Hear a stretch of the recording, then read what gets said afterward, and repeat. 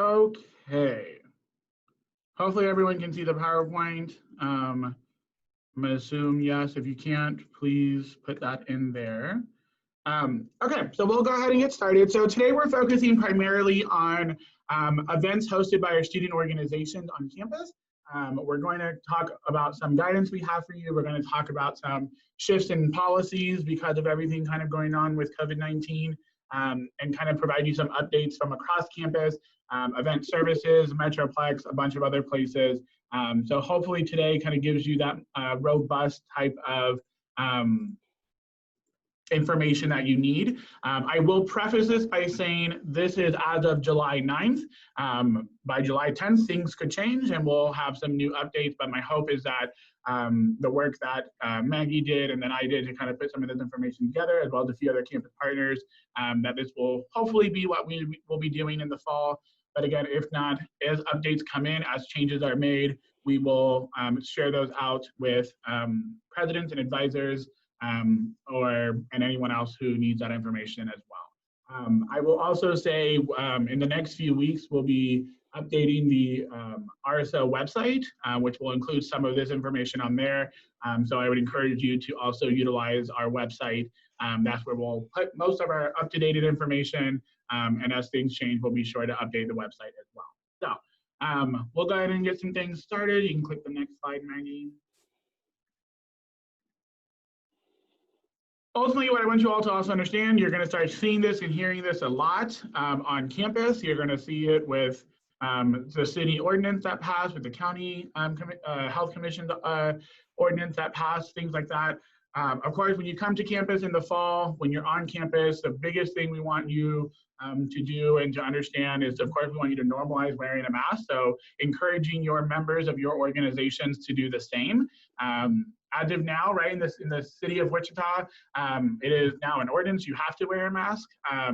And that expires on August 9th, so who knows what will be after that. But our hope is, as leaders of our organizations and as advisors of our organizations, that we're working with our members to encourage them to wear a mask and it be this the new norm. And of course, to maintain social distancing. 2 meters is 6 feet, so we couldn't find a 6 feet one, but right, put 6 feet between people and have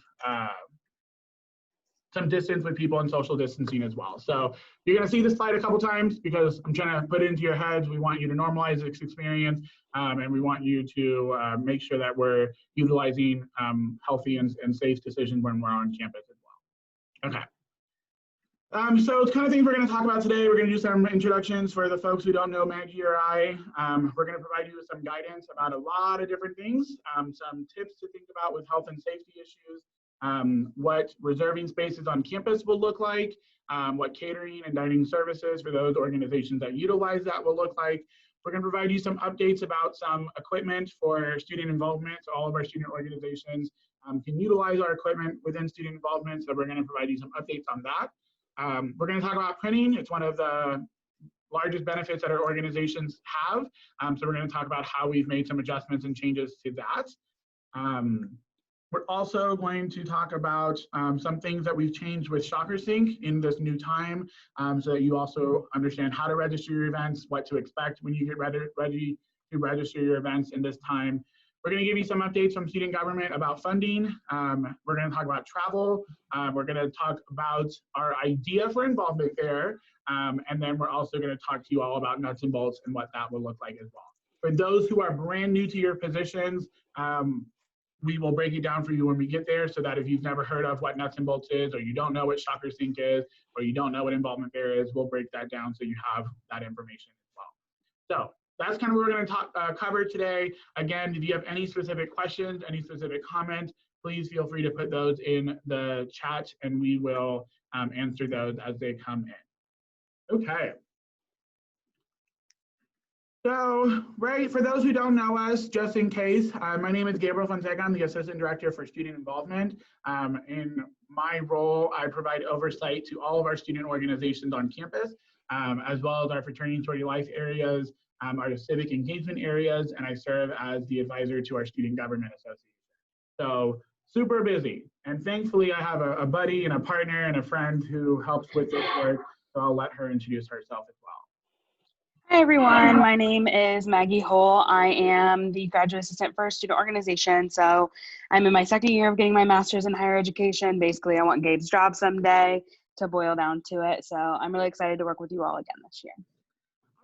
Awesome. For kind of reference for everyone, Maggie will be your go-to person, as it always is. So when you reach out to our student.org's email account, she's the one who responds to that, and she's your first person to help you with anything that you need for your student organization. So, all right, so we're just going to introduce ourselves because there's 76 of you all, so hopefully we can do that part later. One of the biggest things, and you've hopefully heard it from some of the messaging the university has shared out to some of the videos that we've put out, right? At this point, at this time, we've got to figure out how we're going to coexist with COVID. We've got to figure out how it is that we're going to manage and deal with the pandemic that we're currently in. Ultimately, the university's first priority is making sure the health, safety, and well-being of our entire Shocker community is at the forefront.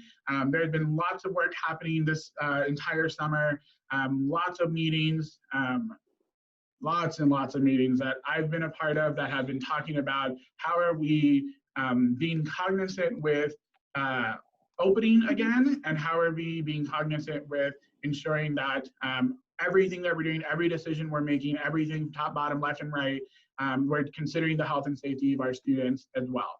Ultimately, that also passes on to you all. As leadership of your organizations, as advisors of your organizations, that is also a responsibility that we're entrusting you all with your members, with the operations of your organization. Things may have to be different, and that's okay. You have to make adjustments to how you have events, how you have meetings, how you have fundraisers, whatever it is, and it's okay. Maggie and I are here to provide you that support, provide you with the help of figuring out the best way to do it. So please do not hesitate to reach out to either one of us. If you have a question about how do I do this, or we'd like to do this, but we don't necessarily know how to do it, please let us know, and we'll definitely provide some guidance and some help and support to help you think about a variety of things. With that, also recognizing that this today, like I mentioned earlier, is just the latest information we have for you. If things change, if the university's guidelines changes, that will definitely be information that will be sent to you all. So definitely stay on top of checking your emails. And if there are things that we have questions about or things that we need, to please respond to those as well. So with that, as you consider health and safety, as you consider how am I going to have my organization do the norms that we've been doing, whether you are a sports club, to a social organization, to a fraternity or sorority, to an academic-based organization, to a service organization, religious, political, whatever it is, right? There's some things that you have to think about is how are we going to exist? How are we going to operate? How are we going to function? So the biggest question, right, that we want to challenge you all to think about is what are the steps that you're going to take to ensure health and safety for the attendees of your event? If you're having a fundraiser or a bake sale or whatever it is, how are you ensuring that the health and safety of the people who are attending your events and even people who are attending your meetings or whatever it is, how are you ensuring the safety of them? The second thing to think about is what additional things will you need? Will you need safety signages? Will you place social distancing floor markers on the floor? Will you conduct temperature scans? All the different kinds of options to think about. How do we do that? Additionally, also, by the way, these are just questions that we're just sparking your head with, so you're going to hear a lot of questions. Also thinking about what will you need to implement your specific cleaning or sanitizing. If you have an event or a space that you use all the time, how are you cleaning before? How are you cleaning after to just ensure, right? The university and in different buildings on campus, they'll be cleaning the buildings, they'll be utilizing those, they'll be cleaning spaces, but right, you can never be too safe when it comes to utilizing that space, whether it be in the RSC or another building on campus. Depending on your event, do you need to have emergency responders or health safety or health services staff on site? You need to bring some health service staff to your exec meetings as you plan your events so you can kind of bounce ideas back off of them as well. Additionally, you can hit the next one, yeah. How will you enforce it, right? Like how are you going to enforce whatever guidelines you set, but also whatever guidance that we provide to you? How are you going to ensure that everyone is wearing a mask if your organization says at every single one of our meetings, we will be wearing a mask? How do you enforce that? How do you enforce the health and safety strategies that you've come up with for your organization and your events when you have people who may be against those decisions as well? And then how are you going to attract attendance in the efforts of people who are coming and leaving? How are you going to pay attention to that? How are you going to base that? And then how are you going to have a communication protocol or a plan to respond to potential safety issues, whether that be you have an event, after that event, someone tests positive for COVID-19, they trace it back to this event. How do you have the communication efforts for that?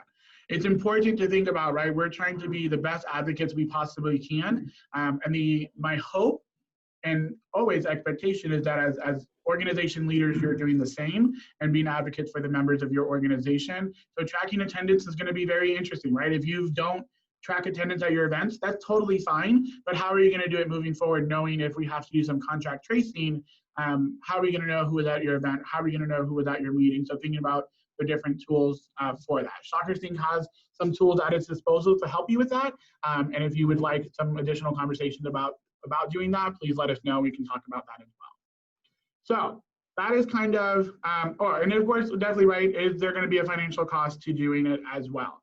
As you request funding from SGA, if you decide to do that, are you taking consideration, do we need hand sanitizer? Do we need to purchase gloves? Whatever it might be as well for your organization, or utilizing dollars that you already have. Okay, so the next few slides, we're going to talk about specific places on campus and the guidance that they've provided to us that we're going to provide to you.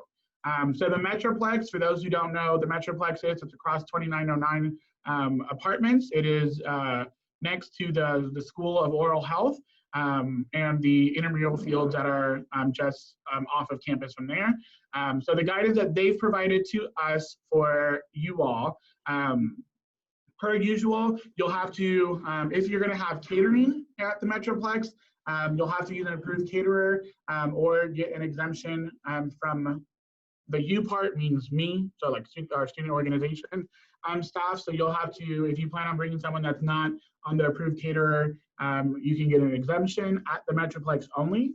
You can visit their website, wichita.edu/metro, to look at their catering, to look at the most up-to-date caterers.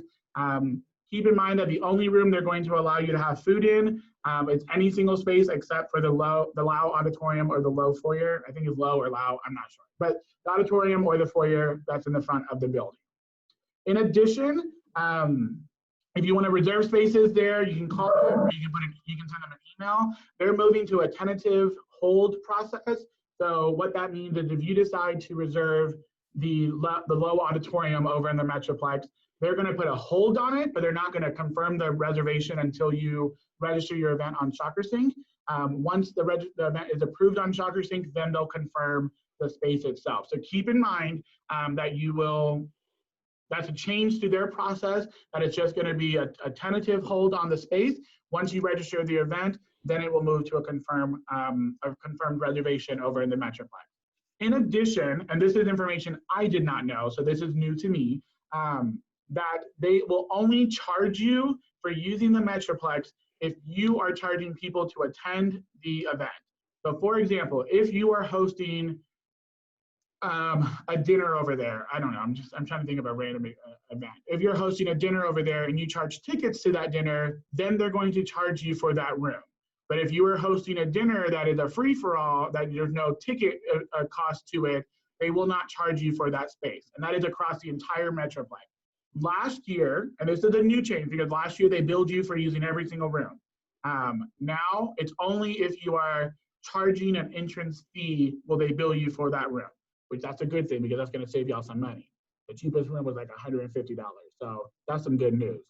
And it's only for student organizations, not for campus departments or anything like that. It's only for student organizations. However, do keep in mind that if you need any AV equipment or such as projectors or microphones, there is a charge to that. In some cases, they'll direct you to the MRC or performance facilities that they'll help you with doing those events in there. And that's specifically for the room 180 or the Low auditorium. So I'm gonna pause really quick. Any questions about the METROPLEX? And if you do, put them inside the chat box. If you don't, we'll go ahead and move on. Keep in mind that they will be limiting occupancy. So that's one of the things across campus. What used to be, you know, the low auditorium can hold 1,500 people. I don't know what the new number is, but keep in mind that there is occupancy changes. They are following the Ad Astra plan as far as guidance of how they will open spaces.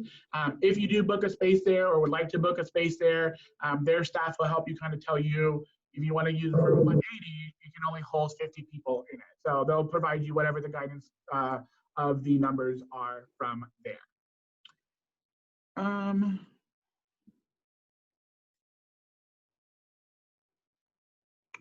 Good point, Angie. That's a good question, or a good thing. Yes, with the catering.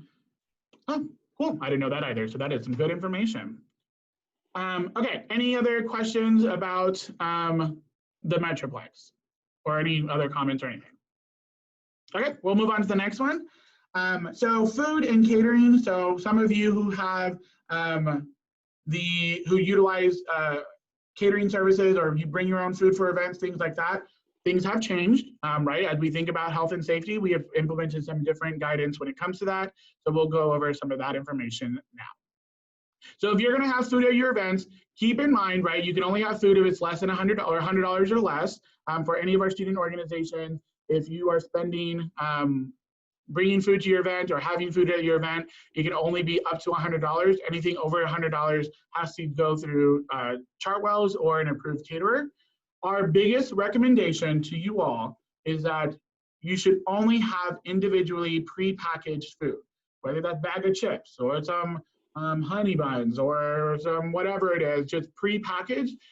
Our recommendation is you shouldn't have, if you're gonna order pizza, like we have some additional guidance for that, but like thinking about not necessarily having a full-on meal or potlucks or things like that, thinking about how you're being cautious with that. So our biggest recommendation, and again, these are recommendations, but we're stressing the part of, hopefully you'll listen to them, is that you have individually prepackaged food.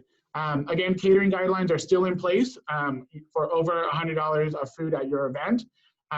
We're gonna be resending out some information about food handlers, mainly because even if you're not going to be selling food or things like that, we want you to understand some of the changes that have occurred with the food handlers training. And so we'll send that information out to you all. You don't necessarily have to take the training, but we just want to make sure you understand health and safety when it comes to food. Of course, providing hand sanitizer near the food, so people are washing their hands and not being nasty about it. If you're going to have like pizza or things like that, our recommendation is that you designate someone who's going to serve that food and not let everyone just go to the box of pizza and take their own pizza and put their hands everywhere. So designating someone who will run the food table and pass the food out, who has gloves on or has hand sanitized, mask on, things like that, so that not everybody is touching the food and we're being sanitary with that. And of course, have a plan that all your members know or your volunteers know how you're going to handle food at your event. So with catering specifically, they've made a lot of different adjustments to what they're going to be doing. So if you typically have an event with a buffet at it, or which some of our groups do, right? Buffets will look very different. They're going to have individual to-go containers. They're going to portion control items.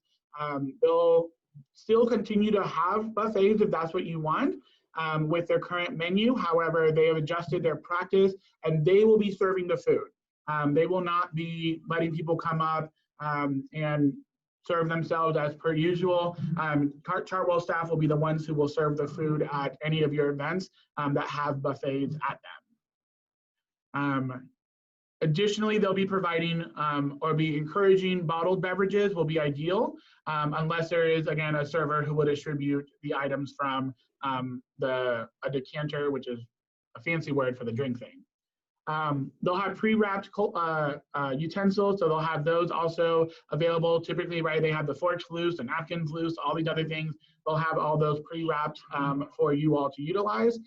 They'll also be offering a contactless catering guide that will be released in August. Keep in mind that they'll be having the regular one and then the student organization one. So there is a separate catering menu for student organizations.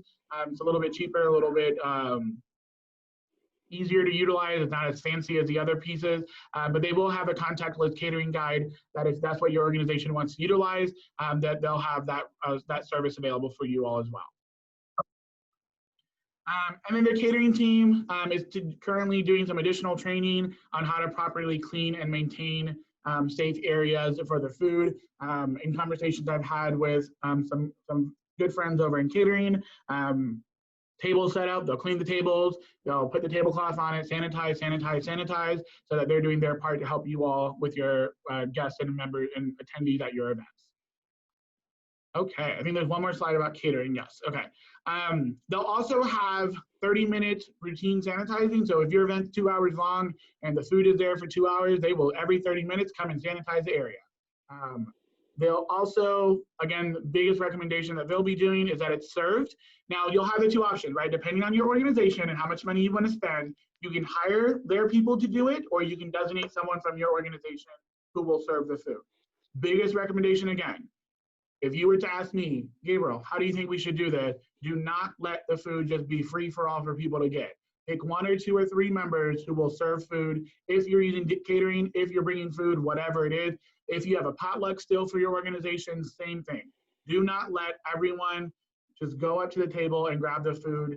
Have people serve the food there. Make sure they're wearing masks, make sure they're wearing gloves. Their staff will have masks and gloves as well. And again, they've worked with the university for social distancing measures, both in the dining hall, downstairs in the RSC, as well as things they'll have implemented over in the spaces that you'll have your event. And of course, the food will be packaged and served in a manner that will reduce contact if that's what you would like as well. Other or any questions about food or catering? We'll take a second. If you have any, put them inside the chat box so that we can see those, but if not, we'll move on. So I'll give it 10 seconds. Where can we access information about food damage? Yeah, so Melvin, it will be on the RSO website. Currently right now, if you click on it, you'll see food handlers. I would not use that one just yet. In the next week, we're going to be updating that. So we'll have the newer one and we'll let you all know when the website is updated with all the information as well. And then Kyla, at this point, we will not be providing masks. However, there is a lot of opportunities on campus. Student government and student affairs went halvesies on purchasing masks. For students, there'll be about 2,500 masks on campus. Those can be picked up, or if you have a member who needs it, those will be available at the Shocker Support Locker, the information desk on the first floor of the RSC, as well as housing. College of Health Professions has also contributed 2,500, so thanks to them. They will have some disposable masks that you can purchase if you would like. We can get that information to our I can't even think their name right now. Facilities, campus facilities, that if you'd like to purchase a stock of them, we can. The Shocker store is selling masks, right? Everywhere that I've been right now, Dillon's and Walmart, everyone, feels like everybody and their mama is selling masks. So if those will be available, but the university will not be, we won't be providing them to student organizations for you all to utilize. Any other questions about catering or food?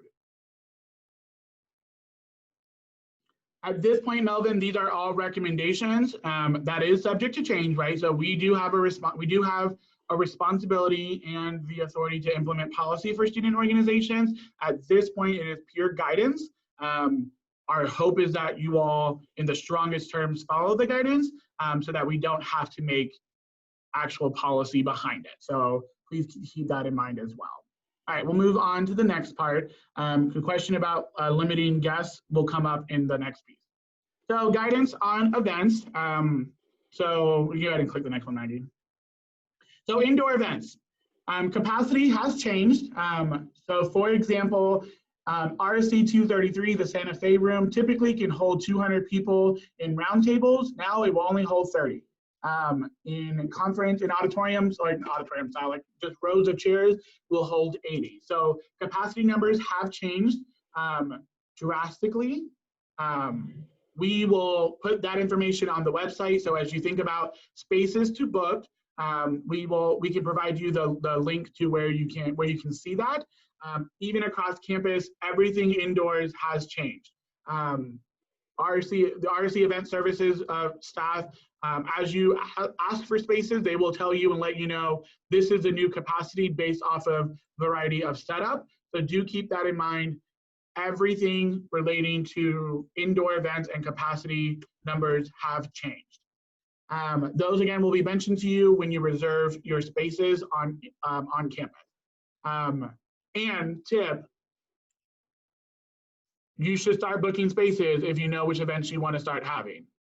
So if you have thought already about like events you want to have in the fall, I would go ahead and start considering booking spaces, because spaces are being booked quickly because people had to make adjustments to it. So I would do that as well. Always encouraging masks should be worn. Please encourage that. I encourage you all as leaders to lead by example. And then social distancing should also be enforced by your organization. Anna, your question about a limit of people allowed per event, it will be limited to the capacity of that room. So if the room can only hold 30 people and that's the new capacity, then you should only have 30 people at that event. If the room can hold 100 people, you should only have 100 people at that event. The ballroom, which can normally hold 400-ish people, is now being cut in half to just 200 people for the whole ballroom and 100 people for just half the ballroom. So please keep that in mind as you think about your events, that you may have to limit how many people can be at a time because of capacity numbers. That's indoors. Outdoors, because it's outside, we don't have as strict as guidance, other than, again, highly encouraging that they should not exceed the maximum amount that's set in the Ad-Astra plan or the county plan. The state, if I remember, and Kim Sandlin, I know you're on the call, so maybe you can help me with this. The state is in a different part in the Ad-Astra plan than the county is. We are going to follow whatever the county is because we exist in Sedgwick County. So they do have a limitations on group gatherings outside. So we'll, again, don't know that number off the top of my head, but it will also change based off of when the county moves or the state moves. So Kim is saying 45, but we're not sure. So don't quote us on that. But even outdoors, right, still limiting the number of people that can be at the event. Social distancing enforced. Social distancing should be a thing at all times. Angie says 45, so with Kim and Angie, I'm gonna believe them, so 45. But we'll also double check to make sure. And again, that's only if for some reason you cannot social distance. So if there's a space on campus that it's impossible for you to social distance, then putting the 45 number is gonna be the max that you can get. Again, wearing masks for your event as well. Any questions on outdoor spaces? Okay, so this also applies to off-campus events. We still do have jurisdiction over spaces you reserve that's not on campus because you're a student organization that we're responsible for. So because every venue you may consider off-campus is going to be very, very different, our biggest recommendation is whatever the venue allows in that space, that will be that, or the Ad-Astra plan, or the county plan, or whichever is fewer. So don't try and go after the large number. We want you to, if the venue allows 100, but the county allows 45, then we're gonna expect that you do 45. On SHOCKERSYNC, and we'll go into the details later, for off-campus events, you will have to report the capacity numbers when you register your event. So do keep that in mind. So the questions you should be asking when you are reserving spaces off-campus. And to no surprise, making sure you wear a mask and making sure that if you can, put some social distancing between folks as well. And then your personal protective equipment, shocker, no, not shocker. As of right now, the university is expecting students, faculty, staff, and visitors to wear masks and appropriate PPE at all times. Unless you're walking alone or you're working alone in a personal office space, that doesn't really apply to everybody, unless you have an office for your group, and if that's the case, good for you. At minimum, RSO should continue to encourage your participants, your members, to wear masks while attending events, attending meetings, everything else in between as well. And then depending on the event, we may provide you additional recommendations. And the biggest example I can think of is when International Student Union hosts the Interfest, large scale event with lots of moving parts and pieces to it. We may provide some additional guidance to you all as you think about the execution and planning of that event as well. We have some questions. Okay, so if we have 100 to 200 people attending any event, can we spread the tables across campus? Absolutely. I would make sure you reserve the space to utilize it, but yes, definitely spread them out as much as you can. Try and put some social distancing in there. Kathy, your question about Thanksgiving, we are still looking into that because I'm not sure if campus or the RSC will close after when Thanksgiving starts, Thanksgiving break starts. So I'll find out and let all you all know. We do have some questions that we're still in some debates about programming after Thanksgiving, but we will make sure that we will do that. Just face shields considered masks on campus. The last meeting I was in, yes, so I would say that face shield would be okay. And yes, make sure you reserve spaces early and reserve them now. You can reserve up to 2 years. So I already have my spaces reserved for the next 2 years. So if you're a planner, reserve it. All right, moving on. Fundraisers. We strongly encourage you, if you are doing a fundraiser that includes food, to consider a to-go or a pickup process and system for any of your fundraisers. So biggest recommendation, if you're gonna have a bake sale, that's totally fine. If you're gonna have a food fundraiser, that's totally fine. We would strongly consider you do a to-go or a pickup type of method or process for your fundraisers so that people aren't huddling over a table trying to pick and choose what kind of food they want. Strongly encourage you to do that. We have some tools that we can provide you, so definitely consider that as well. So I stand corrected on the face shield. They're not considered masks. They're not as effective as masks, so there you go from there. And then until further notice, fundraisers are only going to be approved by fully recognized student organizations. So let me explain what that means. If you do not renew your organization, you do not renew your portal, you do not do, really that's the biggest one right now. If you have not done your renewal of your portal, your organization will be put on a provisional status, which means we will not let you do any fundraisers for the year. So if you have not renewed your portal yet, you're gonna see that in a second, please do that. We're only going to allow fundraisers to be done by fully recognized student organizations. So please do keep that in mind as well. And then again, we'll continue to do the normal approval process. You'll register those on SHOCKERSYNC and we'll still do that as well. I would encourage you to provide as much detail and information as you possibly can so that Maggie doesn't have to reach out to you with questions. Any questions about fundraisers? Okay. Okay, the next one. Now listen, I'm going to explain this. Don't be mad at me. Don't hate me for this. I'm just a messenger. Today there was a decision made about tabling on campus. So we're going to share that information with you in a second. But we strongly encourage, again, if you're going to do tabling, and this will make more sense in a second, we encourage you to do prepackaged package of information. So just bundle it together and give it to people who are interested, not letting them put their hands all over everything. Again, giving them the information instead of them picking up the information they want. Now, again, do not shoot me. I'm just a messenger in the message I'm about to deliver to you now. So you can click the next one, Maggie. As of now, and for the rest of the fall semester, there will be no tabling allowed inside the RSC or any building on campus. If you're going to do tabling, it has to be outside, and it has to be social distancing. Like, we're going to spread it out as much as we possibly can. There will not be any tabling allowed inside the RSC or any building on campus or any building the campus owns. I was assuming people were going to yell in the chat, but that's great. Thank you. Don't yell at me. Again, that's just for this fall semester, and that can possibly change in the spring if it comes to that. But at this point, for the fall semester, starting now until the end of the fall semester, there will be no tabling allowed in the RSC or in any academic buildings inside. Thank you, Jacob, for yelling. We do have one question. How do we get a fundraiser site for people to be able to donate? That a way they can, if they don't want to come in person, you can contact The office, Gabe, correct me. Yep. I'm There's forgetting the name the right now. marketplace will be the best tool for that. So in the fall, we will be providing a in-depth version of the marketplace training. So for Heather, your question, that will be the best tool that you all can utilize to do fundraising, to sell things online, or to do the cash transfer exchanges online. So we can help you develop that information.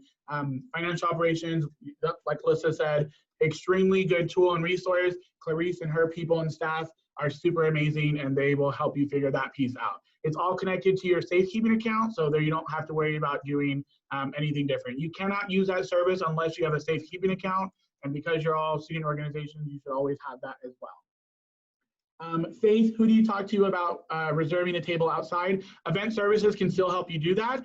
They'll still help you reserve spaces outside and with tables as well. Abby, if we've already reserved a table in the RSC, is it going to be automatically moved outside or submit a request? They're going to reach out to you. The decision was just made today at 1 o'clock. So they will be beginning to reach out to you about what you would like to do, knowing that the policy is tabling won't happen inside anymore. Heather, does that include rooms for meetings or just the RSC main floor? At this point, it is the RSC main floor. They did not share the information about rooms and tables because that was a question that I had for them. So I will get clarification on that and let you know. And then Angie, does this mean long-term table displays should be dismantled? No, unless you're doing it outside. If you're doing it inside, then yes, but if you're doing it outside, no. Okay, if you still have questions, keep putting them in. We'll answer those as we come. So cleaning procedures, so we recommend having some cleaning supplies and cleaning tools. We can provide some resources and guidance in obtaining those materials. So if you have questions about that, please let us know and we can help you with that. Do keep in mind though, like rooms you reserve on campus or whatnot, like they will do their best to keep things clean and in between events in the RSC at least. I don't know what they're gonna do in the other buildings. Trying to clean those as much as possible. Keep in mind, right, there's not that much staff for it to happen every single time. So I would encourage you that if you have an event in a room or on campus, wherever it is, clean it before so that you can ensure that it was clean. And again, we can provide you some resources and guidance on how you can do that as well.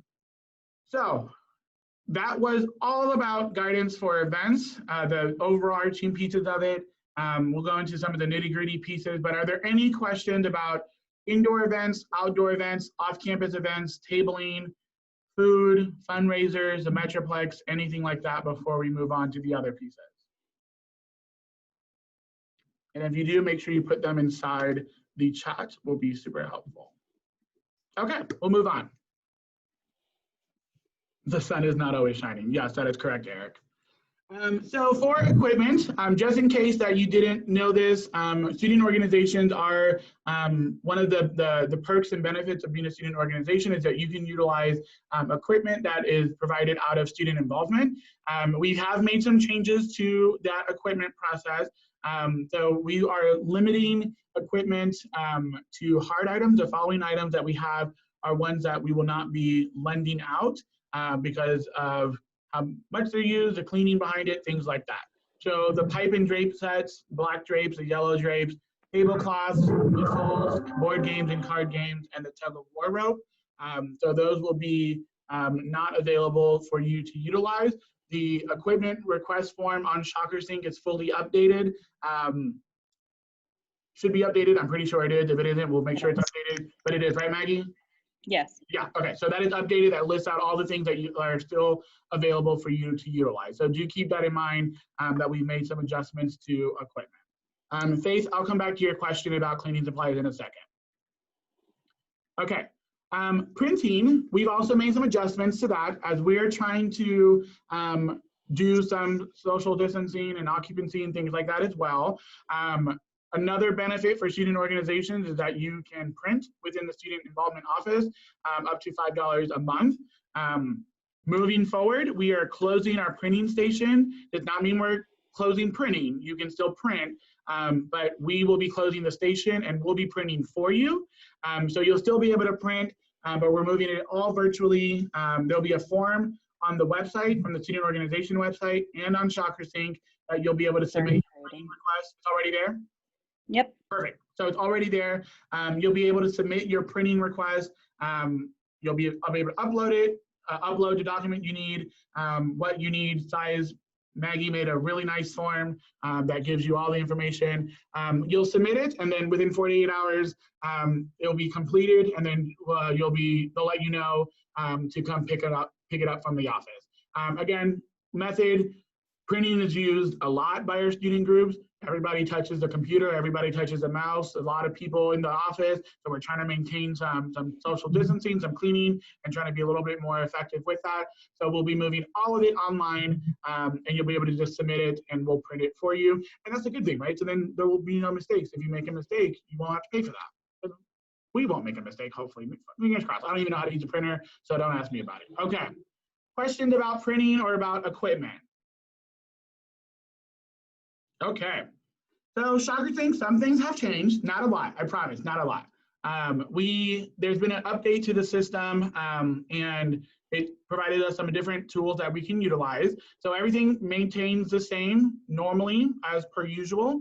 The only difference is that there is now a virtual location option that you will be able to submit. So if you're gonna have an event over Zoom, or you're gonna have an event over, I don't know the others, we'll just go Zoom or some other things. It will ask you to submit that information, so just right, so students know if they want to go to that event, what they have to do it. If you click the virtual location option, there will be some additional questions, and it's basically just going to ask you the platform that you're using, and the best way that a student, once they see that event on SHOCKERSYNC, how they can go to that event. So make sure that you're very specific and clear with if you're having your event virtually. And then of course, they're also providing resources to prevent like Zoom bombing, and making sure that the people who are supposed to be in your event are actually people who like attend the university and things like that as well. Yes. And then of course, you heard me say it earlier, this is an every year thing. If you're brand new to your position, that's okay. You have to make sure your portal is renewed by August 28th. When you log on to SHOCKERSYNC, and hopefully your former president gave you the president access. If not, just reach out to Maggie at student.org.wichita.edu, and she can help you do that. Your advisor can also help you do that, because they also have the ability to give you the access you need. Once you click on your portal, you'll see a little blue box, and it will tell you to re-register.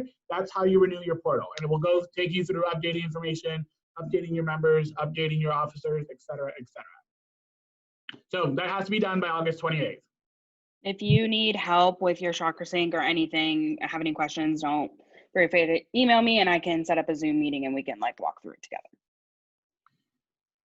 Additionally, with SHOCKERSYNC, please make sure that you're keeping your roster updated at least monthly. That could come in handy for lots of different things, but particularly for you. We will still be asking you to submit your rosters after the 20th day, so at some point in September.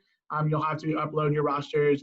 That's a practice we started last year, and we intend to continue to do that as well. So making sure you know who's a part of your organization, so that they have the things that they need to do that.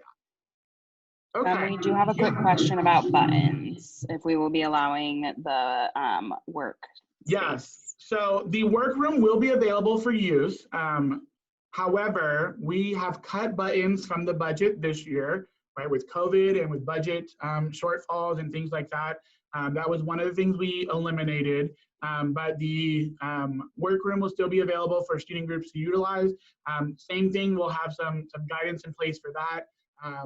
I think the number we picked was 2 people, so you have 2 people inside there at a time.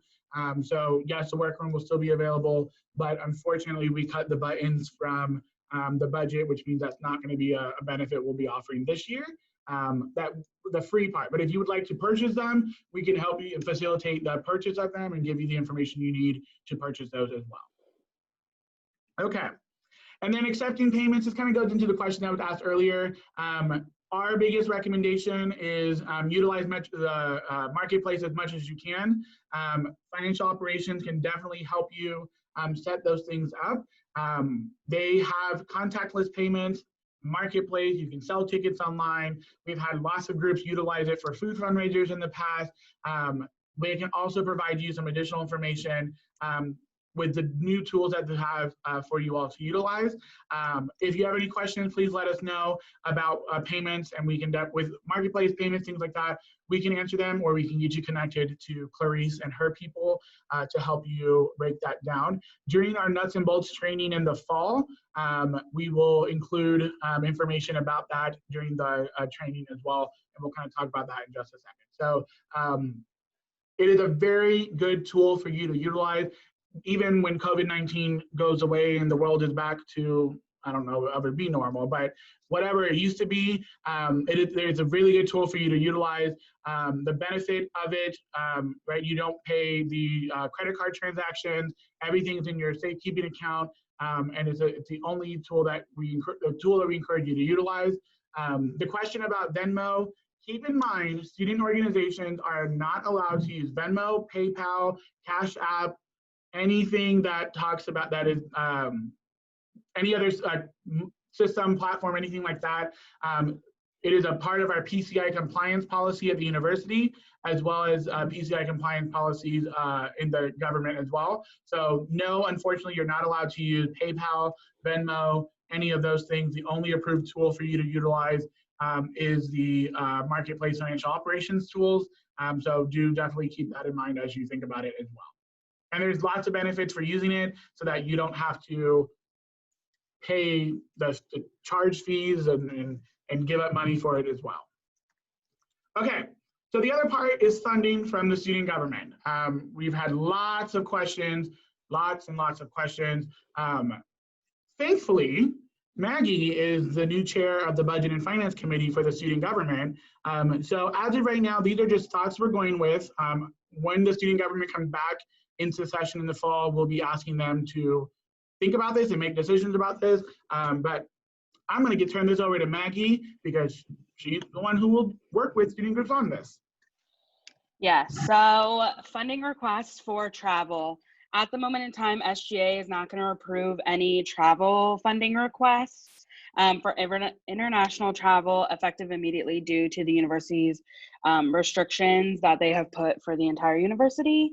And then right now, we may not consider approval for funding for any locations that are listed on the Kansas Department of Health hotspot list. So I think it's like Alaska, Arizona, just some random states at the moment. But this is also subject to change. Hotspots can change day by day. So we're not too sure at that thing at this moment. And then we will be making a final decision regarding these different points once we return to full session in the fall. And I think it's August 13th is our 17th is our first session back. Thank you. Funding requests for events, August 10th is when that form is going to be open for you to start requesting funding. I would recommend that you request as what you want for the entire year up front. That way we can kind of look at everything, and we can also never guarantee that whenever the money runs out, it runs out and we don't have the ability to replace it. So $2,000 is the maximum amount for full RSOs, and then $700 is for new RSOs. And then make sure you request that funding early. And then we will make final decisions regarding the fall with any additional restrictions on funding on when we get back to full session. Anybody have any questions about funding requests through the Student Government Association? Okay. Cool. So Maggie, can you put the link to, or no, you're sharing the PowerPoint. I'll put the link there. So with Involvement Fair, if you don't know what Involvement Fair is for some of our new groups, it's a big tabling, and I feel like I just talked about tabling and I chuckle inside now. It's a big tabling event for our student organizations. We have about 100 groups that sign up to attend it and hundreds and hundreds and hundreds of students that attend it.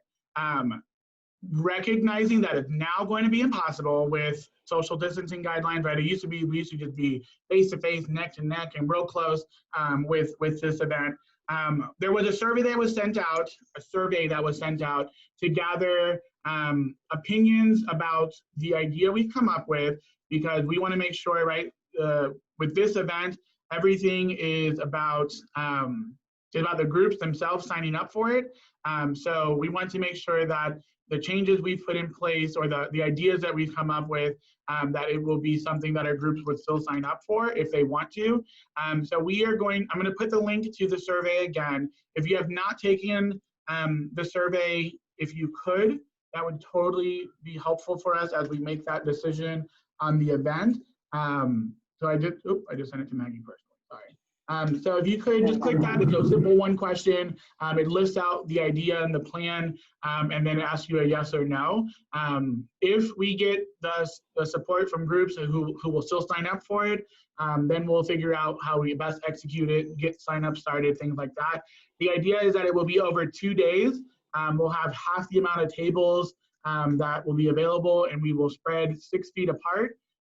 We'll only be allowed to have 2 of your members at a time at the table. You won't be allowed to give out any food. Your giveaways, anything you give away, things like that, has to be all pre-packaged or pre-put together. That you'll give 2 people, not allowing people to do that. The tricky part we haven't figured out yet is how you'll be able to have people sign up for your organization if you're interested.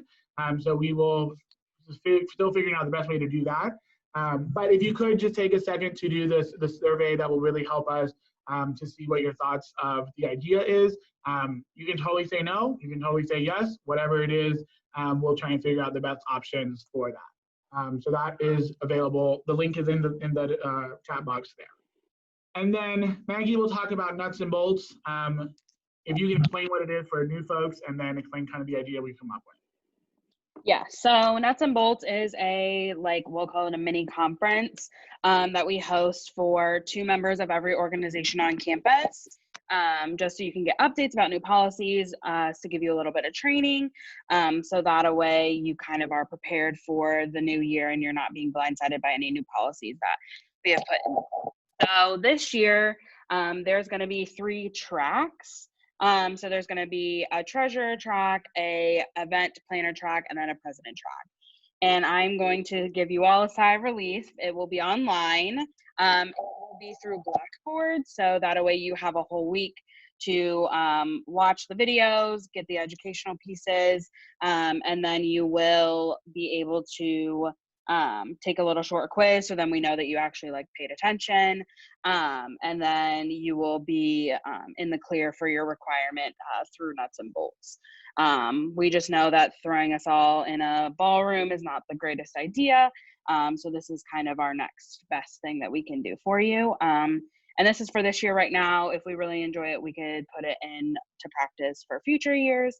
But this is just kind of what we have right now. So please put in the chat if you have any questions about Nuts and Bolts, or anything that we can answer with that as well. I'm not sure who the Fairmount Ministries person is asking, but the organization that's asking, restriction for drawings at the involvement fair, will it have to be online and contact free? Our biggest hope and biggest recommendation is that we're trying, yes, everything contact free if you can figure out a way to do it. But we can talk more specifically. We can kind of see if there are any tools out there that we can look at as well. Mia, for your question about the 2 days of involvement fair, we're looking at either a Tuesday, Wednesday, or a Wednesday, Thursday, and probably be the same time that we normally do the 11 to 1 period. So that's the idea that we're going to do. The hope is that if you register for it, that you'll be there the entire time, because it's between the 2 times in which classes get out. So you can have that opportunity as well. Jess, I can answer your question real quick. So it's up to you who you want to join each track. We'll just ask for your information and their information of who you want to be in each track, and we can add it on Blackboard for you. Yeah. Okay, so that is,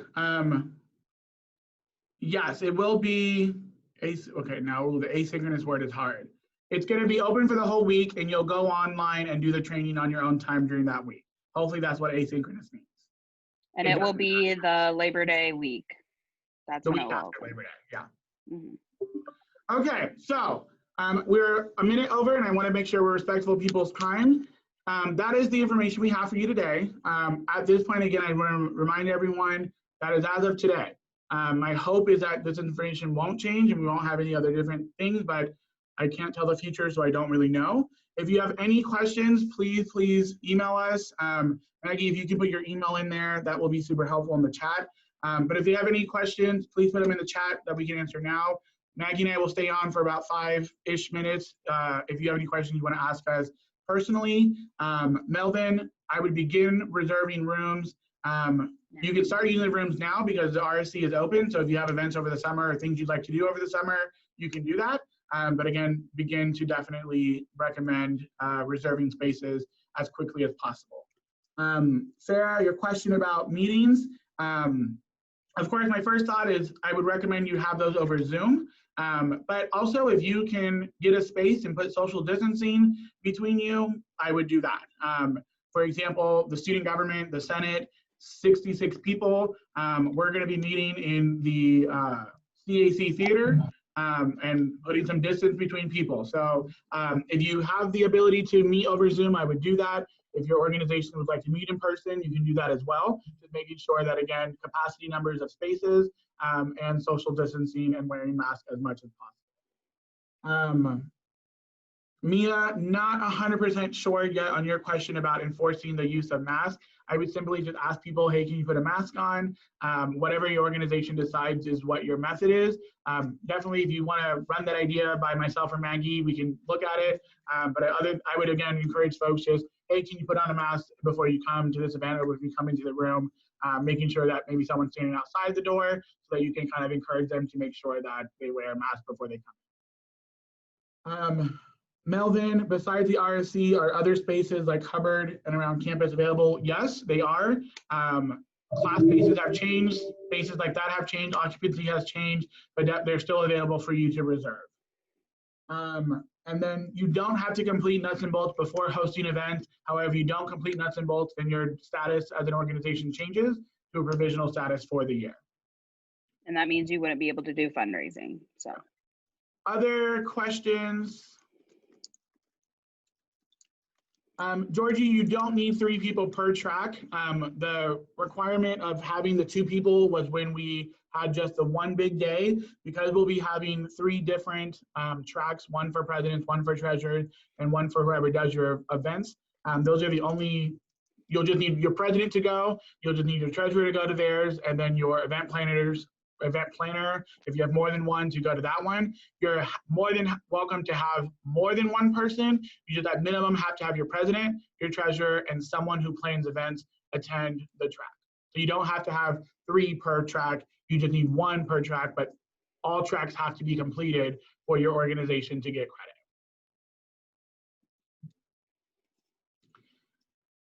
Other questions, if you have any. Again, Maggie and I will stay on for a few minutes. Feel free to. If you don't have any questions, thank you so much for attending and listening. I felt like this was an entire lecture, so I apologize for that. But again, our biggest hope with all of this is that we are striving to ensure that we're considering health and safety and well-being mechanisms and tools for our students and our student organizations. And as leaders on campus, our hope is that you're delivering the same message to your organizations. For anything, any question, any comment, any concern, whatever it is, please feel free to reach out to us. We'll send out this PowerPoint. We'll make sure that we let you know when the website is updated with the information and contact information as well. So if you have no questions, feel free to, we're done here. Again, Maggie and I will stay if you do have other questions. If you want to ask us a question directly or personally, we'll stay on, but also feel free to put them in the chat. Again, thank you all so much for coming. And if you need anything, let us know.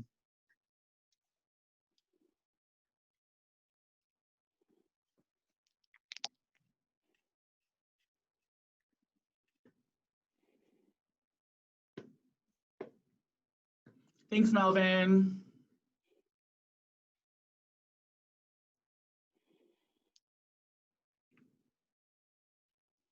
Bye, Neiman.